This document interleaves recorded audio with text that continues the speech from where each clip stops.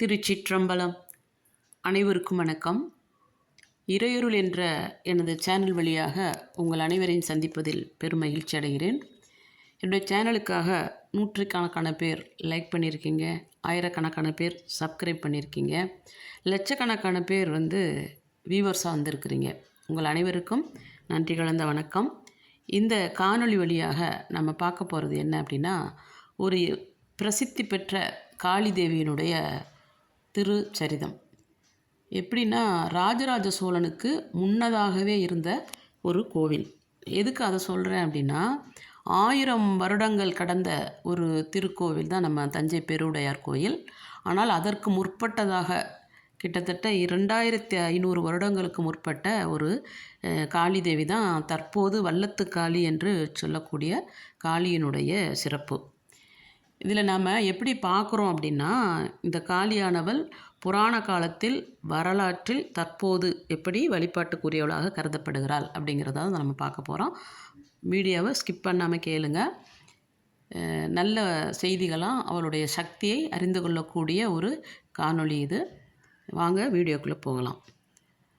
அதாவது 2000 வருடங்களுக்கு முன்னதாக அப்படின்னு சொல்கிறது, நம்ம மனித அளவில் ஆராய்ச்சியில் 2500 வருடம் அப்படின்னு சொன்னாலும் கூட, புராண காலம் அப்படிங்கிறப்போ அதில் அதிகமாக மனிதர்கள் பற்றிய செய்திகள் இருக்காது. வரலாற்றில் என்ன வரும் அப்படின்னா, புராண காலத்தில் அசுரர்கள், தேவர்கள், கடவுள், தெய்வம் அப்படின்ற திருக்காதை தான் வரும் இல்லையா. அதுபடி பார்க்குறப்போ தஞ்சாசுரன் என்ற ஒரு அசுரன் இருந்திருக்கிறான். அவனுடைய கொடுமை அதிகமாக இருந்ததுனால பூமியில் இருந்த மனிதர்களே ரொம்ப அவன் அட்டகாசம் செய்து அழித்திருந்ததால் எல்லோருமாக சேர்ந்து பார்வதி தேவியிடம் முறையிட அம்பாளானவள் காளி ரூபம் எடுத்து அவனை வதம் செய்கிறாள். அப்படி வதம் செய்த போது அந்த அசுரனானவன் அம்பாளுடைய திருவடியில் உயிர் விடுகிற போது என்ன கேட்குறான் அப்படின்னா, நான் எவ்வளோதான் கோபக்காரன், நிறைய பேருக்கு துன்பம் விளைவித்தாலும் கூட புனிதமான உன்னுடைய திருவடியில் என்னுடைய உயிர் போடுறதன் காரணமாக தாயே, என்னுடைய பெயரில் இந்த பகுதியானது, அதாவது இந்த திருநாடு என்னுடைய பெயரில் அழைக்கப்பட வேண்டும் அப்படின்னு சொல்கிறான். தஞ்சாசுரன் அம்பாளால் வதைக்கப்பட்டு அவன் கேட்டுக்கொண்ட வரத்தின்படி தான் அது தஞ்சாவூர் என்ற பெயராக மாறி இன்றளவுக்கும் பொன்னியின் ஒரு நாடாக, அதாவது பொன்னியின் செல்வன் அப்படின்னு நம்ம ராஜராஜ சோழனை சொல்லுவோம் இல்லையா. பொன்னிவள நாடு அப்படின்னு இருக்குல்ல, காவேரி தான் பொன்னி நதியாக ஓடுகிறது அந்த பகுதியில். அதனால் அங்கே சிறந்து விளங்குகின்ற ஒரு தஞ்சை நமக்கு தமிழகத்தின் நெற்களஞ்சியம் என்று கூட போற்றப்படக்கூடிய ஒரு ஊராக இப்போது விளங்குகிறது. ஆனால் என்ன அப்படின்னா, சோழர்களுக்கு மிகவும் முக்கியமான நகரமாக தஞ்சாவூர் இருக்கிறது. இந்த அசுரன் வந்தது புராண கால காதை. வரலாற்றுப்படி பார்க்குறப்போ நமக்கு ராஜராஜ சோழனுக்கு முற்பட்டதாக விளங்கியது இந்த காளி கோயில். அவனுடைய வதம் நடந்த பிறகு, தஞ்சாசுரன் அழிக்கப்பட்ட பிறகு, அதன் பிறகு காலகாலமாக வந்த சோழ மன்னர்கள், சொல்லப்போனால் கரிகாற்றோனுக்கு முற்பட்டதாக இருந்த ஒரு கோயிலாக இருக்கிறது. 2500 வருடங்களுக்கு முற்பட்டது அப்படின்னு ஆராய்ச்சியாளர்கள் பதிவு பண்ணியிருக்காங்க. அந்த கோவிலில் எப்படின்னா, ராஜராஜ சோழனை பற்றிய சிறப்புகள் நிறைய சொல்லலாம். 42 சிறப்பு பெயர்கள் கொண்டவனவன். சிவபாத சேகரன், மும்முடி சோழன், திருமுறை கண்ட சோழன், இதெல்லாம் அவனுக்கு எதனால் வந்ததுன்னா, சிவபக்தன் என்பதற்காக கிடைத்த திருப்பெயர்கள். ஆனால் என்ன அவனுடைய ஒரு குணம் அப்படின்னாக்கா, அவனுடைய மகனான ராஜேந்திர சோழனை வைத்துக்கொண்டு அவன் செய்த போரில் அவனுடைய ஆட்சி காலத்தில் ஒரு போரில் கூட அவன் தோற்றதே கிடையாது. அது அவனுடைய சிறப்பு. ராஜராஜ சோழனுடைய சிறப்பை பற்றி நம்ம சொல்லணும்னா சொல்லிக்கிட்டே போகலாம். ஆனாலும் இங்கே அம்பாளை பற்றிய சிறப்பை சொல்வதனால, அந்த வரலாற்றில் அவன் குறிப்பிடப்படுவதனால பற்றி அவனுடைய சிறப்பை நம்ம நினைவு கொள்கிறோம். ராஜராஜ சோழன் என்ன செய்வான் அப்படின்னா, போருக்கு போகின்ற நாடுகளிலெல்லாம் அங்கே இருக்கின்ற சிறந்த தெய்வங்களை அதனுடைய சிலாரூபத்தை எடுத்துக்கொண்டு விடுவான். அது அவனுடைய வழக்கம். அப்படி எடுத்துக்கொண்டு வந்த சூழினி துர்க்கை என்ற தெய்வங்களை தான் அவனுடைய நாட்டுக்கு 8 திசைகளுக்கும் அவன் காவல் தெய்வமாக வச்சுருக்கான். அப்படி வச்சிருக்கிற ராஜராஜ சோழன், அதாவது சூழினி துர்க்கை என்பது அம்பாளுடைய ஒரு அவதாரம் தானே, என்ன செய்வான் அப்படின்னா, அவன் போருக்கு புறப்படுகிற போது அந்த 8 திக்கிலும் போய் அந்த துர்க்கைக்கு அபிஷேக ஆராதனை செய்து வணங்கிவிட்டு தான் செல்லுவான் என்பது அவனுடைய வாழ்நாளில் செய்த ஒரு வழக்கமாக வைத்திருந்திருக்கிறான்.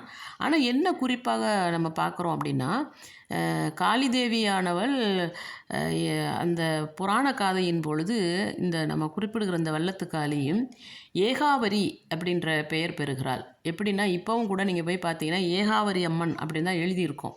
அந்த பெயர் எதனால் வந்தது அப்படின்னா, கோபமுற்ற காளிதேவி சாந்தம் அடையாமல் எல்லாரையும் வெட்டி வீழ்த்தி கொண்டு, அசுரனை தவிர அவனை சார்ந்தவர்களாக வெட்டி வீழ்த்தி கொண்டு நாடே சுடுகாடாக இரத்த வெள்ளமாக இருக்கிற போது எல்லோரும் சேர்ந்து சிவபெருமானை வேண்டுகிற பொழுது அவர் சொன்னால் மட்டுமே கட்டுப்படக்கூடியது இந்த பிரபஞ்சம் இல்லையா? அதனால் அந்த அம்பாளை நோக்கி கௌரி நில் அப்படின்னு சொல்லியிருக்கிறாரு. அதனால் அந்த அம்மா அமைதி அடைஞ்சிருக்காங்கங்கிறது புராண காதை. அப்படி கௌரி என்று சொன்னது தான் நாளடைவில் மருவி ஏகாவரி என்று பெயர் பெற்றிருக்கிறாள் அம்பாள் அங்கே. அப்போது அந்த புராண காலத்தில் ஏகாவரி அம்மன் என்ற பெயர் பெற்ற அந்த காளி காலா பிடாரி என்ற பெயரில் தான் ராஜராஜ சோழன் கும்பிட்டுருக்கான். காலத்தை நிர்ணயிப்பவள் காளி, அதனால் காலா என்றும். பிடாரி என்பது அடங்காமல் இருப்பவர்கள் தான் பிடாரின்னு சொல்கிறது வழக்கம் நம்ம தமிழகத்தில். அதனால் காலா பிடாரி கோவில் அப்படின்னு தான் அவனுடைய ஆட்சி காலத்தில் அது குறிப்பிடப்பட்டு இருக்கிறது. இந்த 8 திக்கிலும் சூழினியை போய் வணங்கி செல்லுகின்ற ராஜராஜ சோழன் போருக்கு செல்வதற்கு முன்னதாக இந்த வல்லத்துக்காளியிடம் உத்தரவை கேட்பான் என்பது தான் குறிப்பு. அதான் அந்த காளிதேவியனுடைய சிறப்பு. ஏன்னா அசுரனையே வதம் செய்தவள் போருக்கு சென்றால் வெற்றி கிடைக்க வேண்டும் என்று அம்பாளிடம் சொல்லிவிட்டுத்தான் ராஜராஜ சோழன் செல்லுவான் என்று குறிப்பு இருக்கிறது. அப்படி தான் அவன் வெற்றியெல்லாம் குவித்திருக்கிறான் என்பது வரலாற்று உண்மை. காலா பிடாரி என்று பெயர் பெற்ற அந்த காளிதேவியானவள் ராஜராஜ சோழன் காலத்தில், பிற்காலத்தில் தஞ்சைக்கும் சென்னை பகுதியிலிருந்து, அதாவது சென்னையிலிருந்து செல்லுகிற போது தஞ்சாவூர் செல்லுகிற வழியிலே வல்லம் என்ற ஒரு ஊர் இருக்கிறது. அந்த வல்லம் தான் இப்பொழுது அந்த அம்மா ஆட்சி செய்கிற பகுதியாக இருப்பதனால் சிறப்பாக என்ன சொல்லுவாங்க அப்படின்னா வல்லத்துக்காளி அப்படின்னு சொல்லுவாங்க. பரிவார தெய்வமாக சல்லியக்காத்தான், மதுரை வீரன் அப்படிலாம் தெய்வம்லாம் அங்கே இருக்கும். மிக பழமையான கோவில், 2500 வருடங்களுக்கு முன்னதாக உள்ள கோவில் அப்படின்னு நாம் ஏன் குறிப்பாக சொல்லலாம் அப்படின்னா, பல கோவில்கள், சிவன் கோயில் பார்த்திங்கன்னா ஆதி கும்பேஸ்வரர் கோயில்னு நம்ம கும்பகோணத்தில் சொல்லுவோம். முதன்மை கோயில்னு நடராஜர் தலத்தை நம்ம சொல்லுவோம். அதாவது கோயில் என்றாலே அது தில்லை தான் அப்படின்னு சிவபெருமானுடைய சிறப்பை சொல்கிறப்போ 5000 வருடங்களுக்கு முன்னதாக இன்னும் குறிப்பாக சொல்லணும்னா, ராவணனுடைய மனைவியான மண்டோதரி தனக்கு சிவனை கும்பிடுகிற சைவர்தான் வேணும், கணவனாக வர வேண்டும் என்று வரம் கேட்ட இடம் உத்தரகோசமங்கை. அப்போ மண்டோதரிக்கு அருள்பாலித்த உத்தரகோசமங்கை சிவன் கோவில் மிகவும் பழமையானது என்று சொன்னாலும், இந்த கோவிலை, இந்த காளி கோவிலை, அதாவது காலா பிடாரி என்று அழைக்கப்பட்ட ஏகாவரி அம்மன் என்று இன்றைக்கு அங்கே திருத்தலத்தில் எழுதப்பட்டிருக்கின்ற அந்த கோவில் ஏன் மிகவும் பழமையானது, 2500 வருடம் அப்படின்னு நம்ம ஏன் குறிப்பிடுறோம் அப்படின்னா, அங்கே உள்ள சிலாரூபம் தான் சிறப்பு. என்னன்னா, இன்றைய வரைக்கும் அங்கே இருக்கின்ற அந்த காளிதேவியுடைய சிலையானது 2500 வருடங்களுக்கு முன்னால் செய்யப்பட்ட சுதை வடிவ செய்த சிலை தான் இப்போவும் இருக்குது. அது கற்சிலையெல்லாம் மாற்றப்படவே கிடையாது, அதே சிலையாகவே தான் இருக்குது. அதற்கு தான் அபிஷேக ஆராதனையெல்லாம் நடக்கின்றது. மிக பிரம்மாண்டமான காளிதேவி. பார்க்கும் பொழுதே பயம், காளி அப்படின்னாலே ஒரு பயம், பெயரை காட்டையில் சும்மா அதிருதில்லை அப்படின்னு சொல்கிற மாதிரி காளி அப்படின்னு அது எந்த காளியாக இருந்தாலும் நமக்கு ஒரு பயம் வரும் காளிதேவி அப்படின்னா.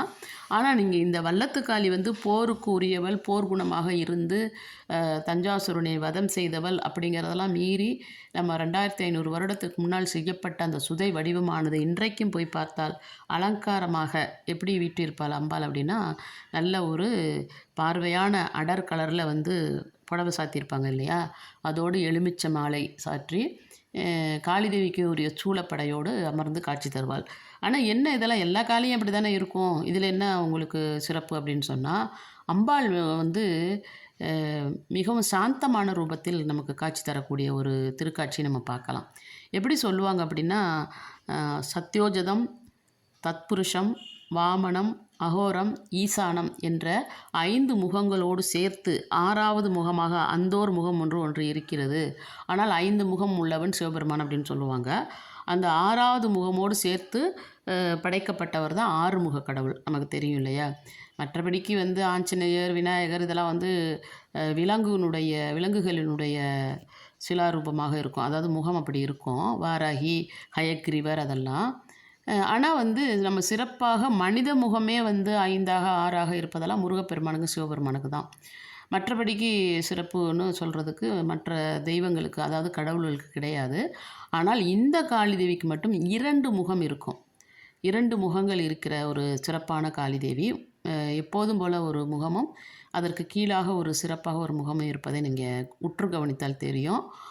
அந்த முகத்திற்குரிய சிறப்பு என்ன சொல்கிறாங்க அப்படின்னா, எப்படி வந்து நமக்கு ஒரு நோய் வந்தால் அதை வந்து குணப்படுத்துகிற மருத்துவர் வந்து பராமரிப்பு இல்லையா? நம்ம வந்து மருத்துவம் செய்து கொள்வது வந்து ஒரு நோயை போக்கக்கூடிய ஒரு பராமரிப்பு.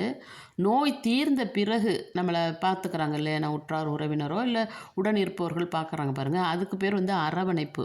பராமரிப்பு வேறு, அரவணைப்பு வேறு. அன்பான சொல்லு தான் அரவணைப்பு. பராமரிப்பு என்பது நமக்கு வந்து சிசுறுதை செய்கிறது அப்படின்னு தான் நம்ம வழக்கமாக சொல்கிறது வாழ்க்கையில். ஆனால் இந்த அம்மாவோடைய இருமுகம் எதுக்கு அப்படின்னா, நம்மளுடைய துன்பத்தை போக்கக்கூடியவள் அப்படிங்கிறதும், நம்ம எதிரியை நாசம் செய்யக்கூடியவள் அப்படிங்கிறது. எதிரி நாசம் என்பது நமக்கு மருத்துவம் பண்ணுவது போல், துன்பத்தை போக்கக்கூடியவள் என்பது நமக்கு வந்து அரவணைப்பு செய்யக்கூடிய 2 முகமாக நாம் போய் அவளை வழிபடுகிற பொழுது, நமக்கு எதிராக இருக்கக்கூடிய இந்த ஏவல், பில்லி, சூனியம், காத்து கருப்புன்னு இந்த காலத்தில் கூட அதனுடைய நடைமுறையெல்லாம் இருக்குல்ல, நிறைய குடும்பங்கள் பாதிக்கப்பட்டிருக்கு பாருங்கள். அதை எல்லாரையும் சரி செய்யக்கூடிய சக்தி வாய்ந்தவளாகவும் விளங்குகிறாள். இதுபோல் நிறைய தமிழகத்தில், இன்னும் இந்தியா முழுக்கமே காளிதேவி வழிபாடு இருக்குது இல்லையா? எல்லா இடத்துலையுமே இருக்குது. ஆனால் இந்த வல்லத்துக்காளியினுடைய சிறப்பு என்ன அப்படின்னா இதுதான். ஒரு முகத்தின் வழியாக அம்பாள் நம்முடைய எதிரிகளை நாசம் செய்யக்கூடியவள், இன்னொரு முகத்தின் வழியாக சாந்தமாக நம்மளை அரவணைத்து அருள்பாலிக்கக்கூடியவள். அந்த சிறப்பு தான் அந்த அம்பாளுக்கு உரியது. அதனால் வந்து கோவில் வந்து அரசாங்கம் எடுத்துக்கொண்டு இப்போ அரசு பணிக்கு இந்து அறநிலைத்துறையின் கீழ் இருந்து இப்போ வெகுவான மாற்றங்கள் செய்யப்பட்டிருக்கிறது கோயில் அமைப்பு. ஆனால் அதனுடைய கருவறையில் இருக்கின்ற அந்த அம்பாள் மாத்திரம் இந்த காளி, வல்லத்து காளி என்று பெயர் பெறுகிற ஏகாவரி அம்மனாக இருக்கின்ற ராஜராஜ சோழனால் காலாப்பிடாரி என்று அழைக்கப்பட்ட அந்த அம்மன் மட்டும் அந்த சுதை வடிவில் இருந்தால் இன்றைக்கும் காட்சி தருகிறார். சில இடங்களில் பார்த்தீங்க அப்படின்னா மணல் வடிவில் இருக்கிறதுனால சிவலிங்கத்துக்கு அபிஷேகம் இல்லை, தான் தோன்றி அதாவது சுயம்பு என்பதனால் அபிஷேகம் எல்லாம் சொல்லுவாங்க பாருங்கள். அது மாதிரிலாம் இல்லாமல் இந்த அம்பாளுக்கு சுதை வடிவிலே இருக்கிற இந்த தேவியானவள் அபிஷேகத்தை ஆராதனைகளை வாங்கி கொண்டு எல்லோருக்கும் அருள் பாலிக்கிறார். சாதாரணமாக குலதெய்வம் என்று நிறைய பேருக்கு காட்சி தரக்கூடிய தெய்வம், அதாவது ராஜராஜ சோழனுக்கு ஒரு இஷ்ட தெய்வம் என்று சொல்லலாம். ஏன்னா அவனுக்கு குலதெய்வம் என்பது இது கிடையாது. திருவாரூர் தியாகேஸ்வரம், தில்லை நடராஜரும் தான் அவங்க அதிகமாக வணங்குவாங்க. ஆனால் இது வந்து போருக்குனே இருந்து அவனை காத்த ஒரு கடவுள், அதாவது தேவி. இதில் என்ன சிறப்புன்னா, அவன் வந்து தன்னுடைய ஆட்சி காலம் முழுக்க ஒரு போரில் கூட அவன் தோற்றதே கிடையாது. அதற்கு முதன்மை காரணம் வந்து இந்த வல்லத்துக்காளி என்று சொல்லலாம். அப்படிப்பட்ட அம்பாளை வந்து நீங்கள் யார் வேணாலும் போய் வணங்கலாம். ஆனால் ஒரு சிலருக்கு வந்து இது குலதெய்வமாக விளங்குகிறது. என் உடன் பிறந்த சகோதரிக்கு வந்து இது குலதெய்வம் தான். ஆனால் அதனுடைய சிறப்பு, அதனுடைய மாண்பு இதெல்லாம் பார்த்து, ஏன்னா நான் வந்து அதை கும்பிடுகிற ஒரு தெய்வமாக பார்க்குறேன். குலதெய்வம் யாருக்காக வேண்டுமானாலும் இருக்கலாம், பட் கும்பிடுகிற ஒரு தெய்வம். ஏன்னா சக்தியும் அருளும் எங்கே இருக்கிறதோ அதை நம்ம யார் வேணாலும் வணங்கலாம். அப்படிப்பட்ட இந்த காளி தேவியின் கோயிலுக்கு வல்லத்தில் இருக்குது. தஞ்சாவூர் ரோட்டில் இருக்கிற வல்லம் என்ற இடத்தில் உள்ளாக சென்றால் நீங்கள் போய் பார்க்கலாம். மிக பிரம்மாண்டமான கோவில். என்ன அங்கே ஒரு சிறப்பு அப்படின்னா, இந்த எலுமிச்சை மாலை, விளக்கிடுதல், பொங்கலிடுதல், அப்புறம் வந்து மாவிளக்கு, இதெல்லாம் சாதாரணமாக எல்லா கோவிலையும் மாரி செய்வாங்க. கோழி, ஆடு இதெல்லாம் போய் வெட்டி பலியிடுறது பழக்கமும் உண்டு. அதை மீறி என்னென்னா, அது வந்து அசுரனை வதைத்ததன் காரணமாகவும், போர்க்குணம் மிக்கவர்களை எதிர்த்ததன் காரணமாகவும், மன்னர் காலத்திலிருந்து வணங்கப்பட்டதாலும், குறிப்பாக சொல்லணும்னா அசுரனை விதைத்ததுனால அங்கே ஒரு சிறப்பு என்னென்னா, எருமைக்கடா பலியிடுத அந்த வழக்கமும் அந்த கோவிலில் இருக்குது, எருமைக்கடாவை. இப்படிப்பட்ட சிறப்பு வாய்ந்த இந்த கோவிலை பற்றிய செய்தியை இறையருள் என்ற எனது சேனல் வழியாக வெளியிடுவதில் மிகவும் பெருமை அடைகிறேன். இந்த அம்பாளுடைய சிறப்பை கேட்ட அனைவரும் வாய்ப்பு இருக்கும் பொழுது தஞ்சை பெருவுடையார் கோயில் இருக்கின்ற வாராகியை வணங்குகிறது போலவே, அதற்கு முற்பட்ட தேவியாக விளங்குகின்ற உமையம்மையே எங்கும் இருக்கிறாள் இல்லையா, எங்கும் வியாபித்திருப்பவள்.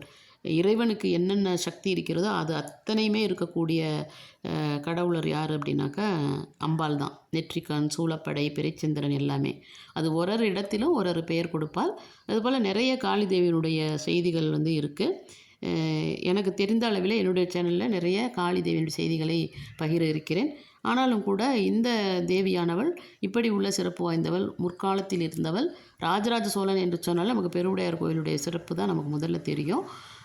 அதற்கு முன்னதாகவே கட்டப்பட்ட ஒரு கோவில், அவனால் வணங்கப்பட்ட கோவில். அதையும் நமக்கு ஒரு சிறப்பு இல்லையா? அப்படிப்பட்ட சிறப்பான இந்த வல்லத்துக்காளியை நீங்களும் வாய்ப்பு இருக்கும் பொழுது வணங்கி அவருடைய அருளை பெற வேண்டும் என்று நானும் விரும்புகிறேன்.